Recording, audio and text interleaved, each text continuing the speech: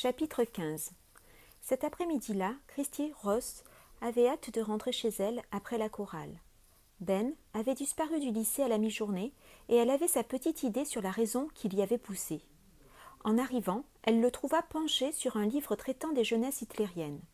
« Ben, il s'est passé quelque chose aujourd'hui ?» lui demanda-t-elle. Sans lever le nez de sa lecture, il lui répondit d'un ton irrité. « Je suis partie de bonne heure. Je ne me sentais pas très bien. Mais j'ai besoin de rester seule, Chris. Je dois me préparer pour demain. »« Mais chérie, j'ai besoin de te parler, » l'implora-t-elle. « Cela ne peut pas attendre, » lâcha-t-il. « Je dois finir ce livre avant mon cours de demain. »« Non, ça ne peut pas attendre, » insista-t-elle. « C'est de ça que je dois te parler, de ton histoire de vague. Te rends-tu seulement compte de ce qui se passe au lycée, Ben ? Et encore, je ne te parle même pas du fait que la moitié de mes élèves sèchent mon cours pour aller au tien. Te rends-tu compte que ta vague chérie sème le chaos dans tout le lycée ? Au moins 3 profs m'ont accosté dans les couloirs aujourd'hui pour me demander ce que diable tu avais en tête, et ils se sont également plaints au professeur, au principal. Je sais, ils ne comprennent pas ce que j'essaye de faire, voilà tout. Tu es sérieux, Ben ? Les psychologues scolaires ont commencé à interroger les élèves de ta classe. Tu étais au courant ?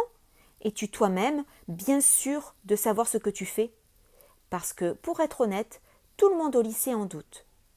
Et tu crois que je l'ignore ? Je sais bien ce qu'il dit sur mon compte. Que je suis assoiffée de pouvoir, que je fais ça uniquement pour satisfaire mon ego démesuré.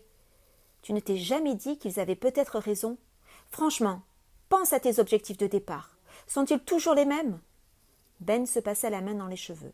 Il avait suffisamment de problèmes avec la vague sans que sa femme ait besoin d'en rajouter. « Christy, je pensais que tu étais de mon côté, soupira-t-il.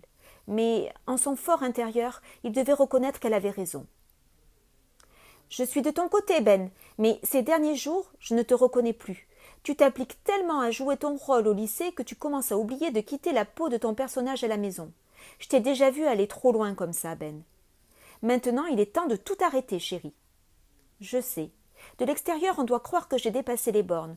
Mais je ne peux pas tout arrêter maintenant, gémit-il en secouant la tête d'un air las. C'est trop tôt. Quand alors ? Rétorqua-t-elle, furieuse. Quand toi ou un de ces gosses aura fait quelque chose que vous regretterez tous ? Tu crois que je n'en ai pas conscience ? Tu crois que je ne suis pas inquiet ? C'est moi qui ai lancé cette expérience, et ils m'ont tous suivi. Si j'arrête maintenant, c'est comme si je les laissais tomber. Non seulement ils n'y comprendraient plus rien, mais en plus, il n'aurait rien appris. « Eh bien, tant pis !» Ben bondit sur ses pieds, frustré et hors de lui. « Non, je ne ferai jamais ça. Je ne peux pas leur faire une chose pareille, » cria-t-il à sa femme. « Je suis leur professeur, je suis responsable de les avoir entraînés là-dedans. J'ai peut-être trop laissé traîner les choses, je l'admets, mais ils sont allés trop loin. Ils ne pourront pas se contenter d'oublier le mouvement. Je dois les pousser jusqu'à ce qu'ils comprennent.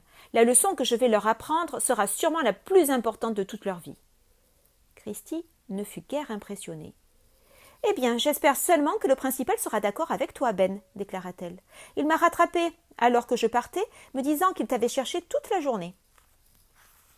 Il veut te voir dans son bureau demain matin à la 1re heure. » Les membres de la rédaction du Grapevine célèbrent leur victoire jusque tard dans l'après-midi. Le numéro sur la vague avait eu tellement de succès que tous les exemplaires s'étaient arrachés jusqu'au dernier. Et ce n'était pas tout.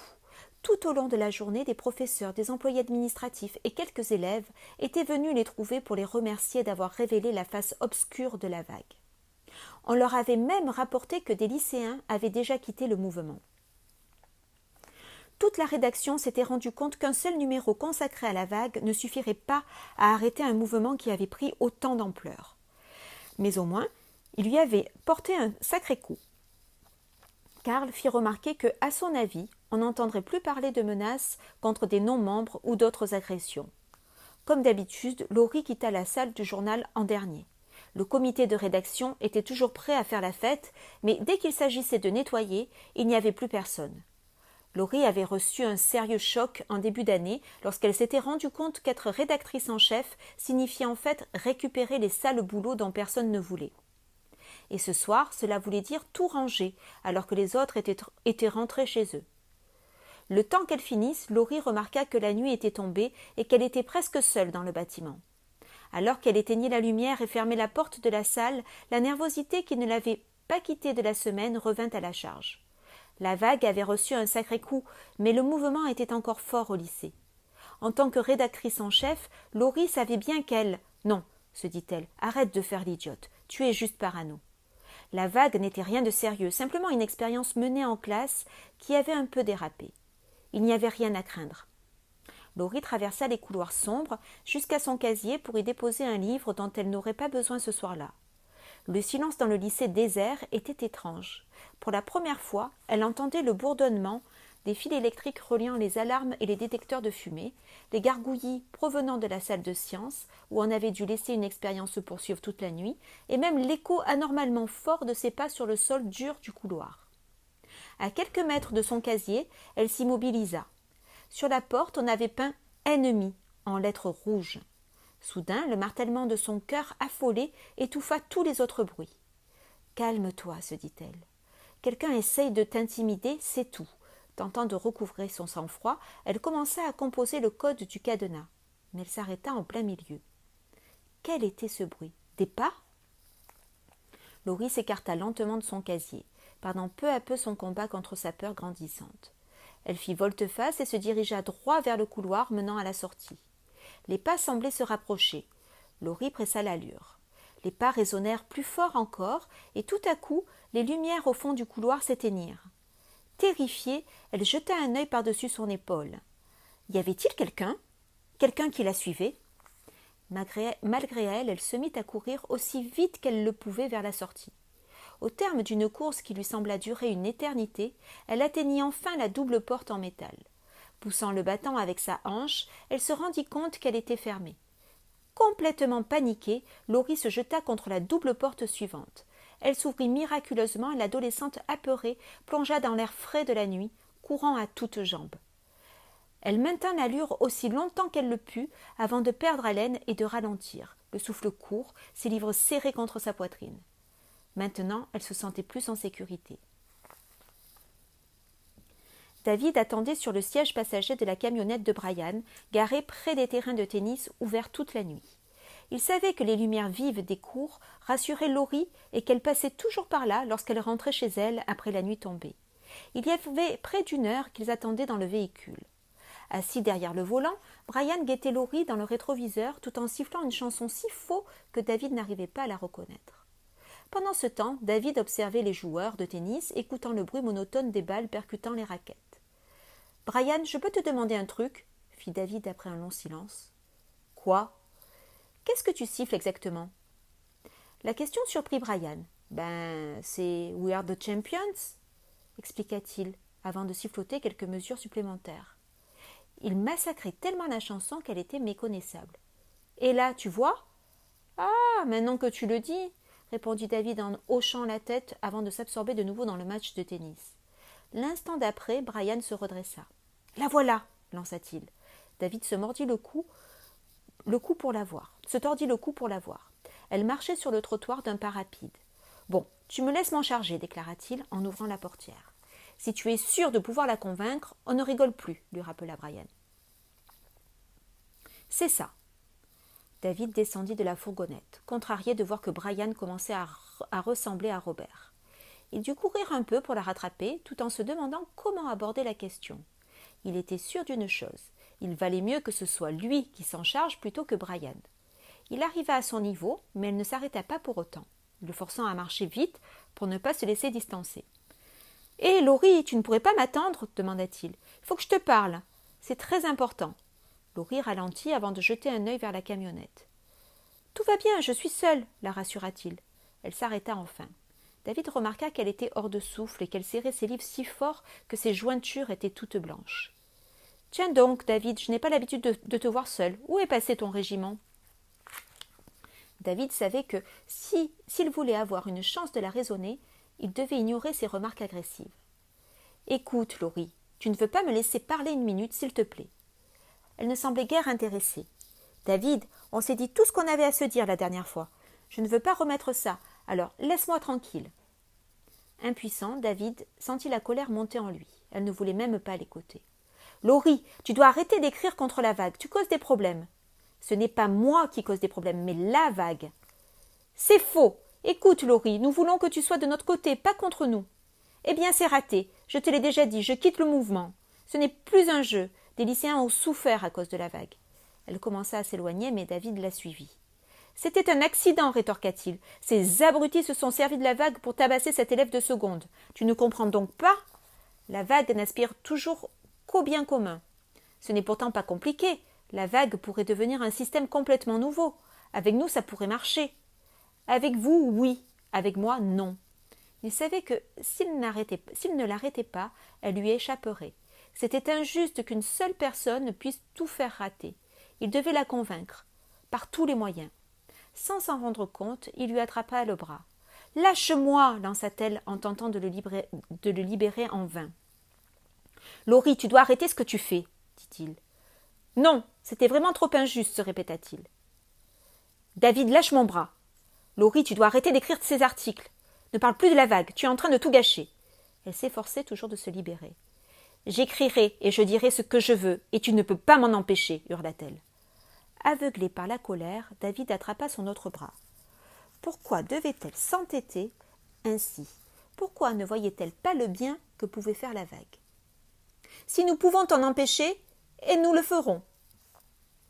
Mais Laurie se débattit de plus belle.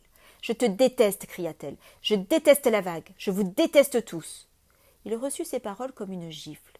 Presque hors de lui, il rugit. La ferme! Et la poussa. Ses livres lui échappèrent lorsqu'elle tomba lourdement dans l'herbe. Choqué par ce qu'il venait de faire, David eut un mouvement de recul.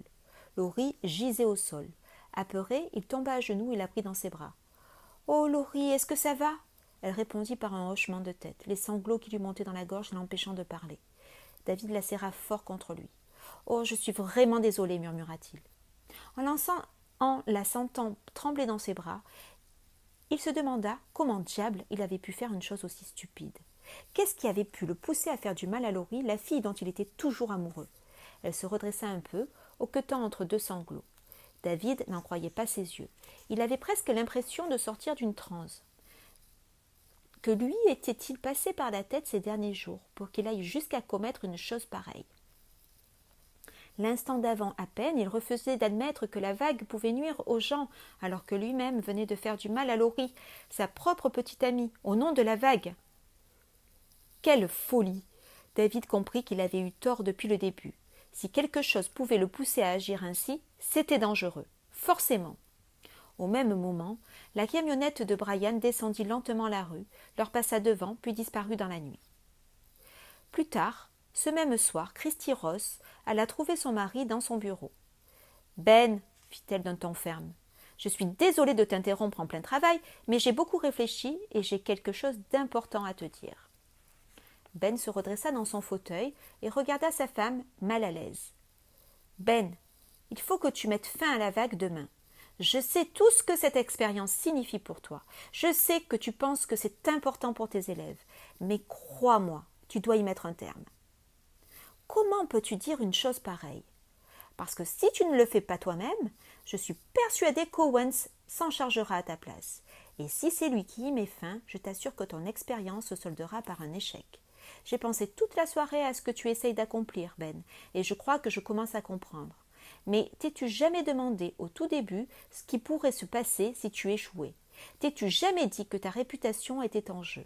Si cela finit mal, crois-tu que les parents d'élèves laisseront leurs enfants retourner dans ta classe? Tu exagères un peu, là, non? Pas du tout. T'es-tu jamais dit que tu mettais non seulement ta carrière en danger, mais aussi la mienne? Certaines personnes pensent que, parce que je suis ta femme, je suis moi aussi mêlée à ton expérience absurde. Cela te semble-t-il juste, Ben? J'ai de la peine à l'idée que, après seulement 2 ans passés au lycée Gordon, tu sois en danger de ruiner ton avenir. Tu dois arrêter tout ça demain, Ben. Va voir le principal et dis-lui que c'est fini. Christy, comment peux-tu me dire ce que je dois faire? Comment pourrais-je achever l'expérience en un jour sans laisser tomber mes élèves? Tu dois trouver un moyen, Ben. Un point, c'est tout. Ben se frotta le front en pensant au rendez-vous à venir avec le principal. Owens était un homme bon, ouvert aux idées et aux expériences nouvelles, mais Ben portait maintenant un lourd fardeau sur ses épaules. D'un côté, parents et professeurs étaient résolument contre la vague et faisaient pression sur le principal pour qu'il y mette fin. De l'autre, il n'y avait que Ben Ross qui l'implorait de ne pas s'en mêler, essayant de lui montrer que dissoudre brutalement le mouvement serait désastreux pour les élèves. Ils y avaient mis tant d'eux-mêmes. Arrêter la vague sans la moindre explication serait comme ne lire que la première moitié d'un roman, sans jamais en connaître le dénouement. Mais Christie avait raison. Ben savait que la vague devait prendre fin. L'important n'était pas de savoir quand, mais comment. Les élèves devaient le faire d'eux-mêmes en comprenant pourquoi. Autrement, tout cela n'aurait servi à rien. Christie, je sais que je dois mettre un terme à l'expérience, mais je ne vois pas comment. Son épouse soupira longuement. Tu veux dire que demain matin, tu iras dans le bureau du principal pour lui dire cela, rétorqua-t-elle. Que tu sais que tu dois l'arrêter, mais que tu ignores comment. Ben, tu es censé être le chef de la vague. Tu décides et ils t'obéissent aveuglément, non? Il n'appréciait guère le ton sarcastique de sa femme, mais une fois de plus, il comprit qu'elle avait raison. Jamais il n'avait souhaité pousser si loin son rôle de leader, mais ses élèves l'y avaient entraîné, et en vérité, il n'avait rien fait pour résister. Il devait même reconnaître que, avant que cela tourne mal, il avait apprécié ces moments fugaces de pouvoir. Une salle pleine d'élèves obéissant à ses ordres, le symbole de la vague qu'il avait créé affiché sur tous les murs du lycée, et même un garde du corps. Il avait souvent lu que le pouvoir pouvait séduire les hommes, et maintenant il en faisait les frais. Ben se passa la main dans les cheveux. Les membres de la vague ne seraient pas les seuls à retenir une leçon sur le pouvoir. Leur professeur également. Ben? Oui, je sais, je suis en train d'y réfléchir. De me poser des questions plutôt, pensa-t-il. Supposons qu'il y ait une solution applicable dès le lendemain. Supposons qu'il trouve un moyen abrupt et sans appel. Est-ce qu'il le suivrait? Aussitôt, Ben sut ce qu'il devait faire. Ça y est, Christie, j'ai une idée. Es-tu certain que cela marchera? Voulut-elle savoir, l'air sceptique. Non, mais je l'espère. Christie hocha la tête puis regarda sa montre. Il était tard et elle se sentait fatiguée. Elle se pencha vers lui pour l'embrasser sur le front. La peau de son mari était moite de transpiration. « Tu viens te coucher » lui demanda-t-elle. « J'arrive. » Pendant qu'elle se dirigeait vers la chambre, Ben repassa son plan en revue. Il lui semblait infaillible. Il se leva, bien décidé à aller dormir. Soudain, alors qu'il éteignait les lumières, on sonna à la porte. Il frotta ses yeux fatigués avant de gagner le seuil d'un pas traînant. « Qui est là ?»« C'est David Collins et Laurie Sanders, monsieur Ross. » Ben leur ouvrit, surpris. « Qu'est-ce que vous faites là, à cette heure-ci ?»« Monsieur Ross, il faut qu'on vous parle, déclara David, c'est très important. » Tandis que Ben les conduisait vers le salon, il remarqua leur visage bouleversé. La vague avait-elle déclenché un incident plus grave encore? Dieu l'en garde. Les deux élèves s'assirent sur le canapé. David se pencha en avant pour lui parler. « Monsieur Ross, vous devez nous aider, » dit-il d'une voix agitée. « Que se passe-t-il? Qu'est-ce qui ne va pas ?»« C'est la vague, » répondit David. « Monsieur Ross, reprit Laurie, nous savons à quel point cette expérience compte pour vous. Mais elle est allée trop loin. » Avant que Ben ait eu le temps de parler, David ajouta. « La vague a pris le contrôle de l'école, monsieur Ross. On ne peut rien dire contre elle. Les gens redoutent même de la critiquer. » Au lycée, les élèves ont peur, poursuivit Laurie, vraiment peur de dire quoi que ce soit contre la vague, mais aussi de ce qui pourrait leur arriver s'ils ne suivent pas le mouvement. Ben hocha la tête. Dans un sens, ce que ses élèves venaient de lui dire gomma une partie de ses préoccupations à propos de la vague. S'il suivait le conseil de Christie et se remémorait ses objectifs premiers, alors les peurs qu'évoquaient David et Laurie confirmaient que l'expérience était un succès. Après tout, à l'origine, le mouvement avait été lancé comme un moyen de montrer à ces gamins à quoi pouvait ressembler la vie quotidienne dans l'Allemagne nazie. Manifestement, en termes de peur et de collaboration forcée, c'était réussi. Un peu trop réussi. On ne peut même plus avoir une conversation sans se demander qui peut nous entendre, ajouta Laurie. De nouveau, Ben ne put qu'acquiescer. Il se souvint de ses 3 élèves dans son propre cours d'histoire qui avaient reproché aux Juifs de ne pas avoir pris la menace des nazis au sérieux, de ne pas avoir fui leur maison et leur ghetto lorsque les rumeurs de l'existence des camps de concentration et des chambres à gaz commencèrent à leur parvenir. Évidemment, pensa Ben, quelle personne sensée croirait à des choses pareilles? Et qui aurait cru qu'un groupe d'élèves sympathiques comme ceux du lycée Gordon pourrait donner corps à un mouvement fasciste appelé la vague? Était-ce là une faiblesse de l'homme qui le poussait à ignorer la part d'ombre de ses semblables? David l'arracha à ses pensées. « Ce soir, j'ai failli faire du mal à Laurie à cause de la vague, avoua-t-il. Je ne sais pas ce qui m'a pris, mais je sais que cette même force obscure habite presque tous ceux qui ont rejoint le mouvement. Il faut que vous arrêtiez tout, le pressa Laurie. Je sais, répondit Ben. C'est ce que je vais faire. Comment allez-vous vous y prendre, monsieur Ross voulut savoir David. Ben savait qu'il ne pouvait révéler son plan aux deux adolescents. Il était crucial que les membres décident seuls de la marche à suivre. Pour que l'expérience réussisse vraiment, Ben ne pouvait que leur montrer des preuves. Si le lendemain David ou Laurie apprenaient aux autres qu'ils comptaient dissoudre le mouvement, l'opinion des élèves serait biaisée. Ils pourraient quitter la vague sans vraiment en saisir la nécessité. Pire encore, ils pourraient tenter de s'opposer à lui pour garder la vague en vie, malgré tout. David, Laurie, vous avez découvert par vous-même ce que les autres membres de la vague n'ont pas encore compris. Je vous promets que demain, je vais les aider à prendre conscience de ce qu'est vraiment la vague. Mais je dois le faire à ma façon, et je ne peux que vous demander de me faire confiance. Vous voulez bien ? Ils hochèrent la tête, pas tout à fait convaincus. Puis Ben les raccompagna à la porte. « Allez, il est tard. Vous ne devriez pas être encore dehors à cette heure-ci. » Soudain, Ben eut une autre idée. « Au fait, est-ce que l'un de vous connaîtrait deux élèves qui n'ont jamais participé à la vague, deux élèves que les membres de la vague ne connaîtraient pas et dont ils ne remarqueraient pas l'absence ?» David y réfléchit un instant. Si incroyable que cela puisse paraître, presque tous ceux qu'il connaissait avaient rejoint la vague. Mais Laurie réagit aussitôt. « Alex Cooper et Karl Bloch, dit-elle. Ils font partie du Grapevine. »« D'accord, fit Ben.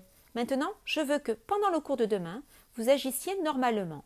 Faites comme si nous n'avions pas eu cette conversation et ne dites à personne que vous êtes venu chez moi ou que vous m'avez parlé. Je peux compter sur vous ?» David fit oui de la tête, mais Laurie semblait toujours préoccupée. « Monsieur Ross, je ne suis pas certaine que… » « Laurie, la coupa-t-il, il est très important que l'on procède ainsi. Tu dois me faire confiance, d'accord ?» À contre-cœur, Laurie acquiesça. Ben leur dit au revoir, tandis que David et elle disparaissaient dans la nuit.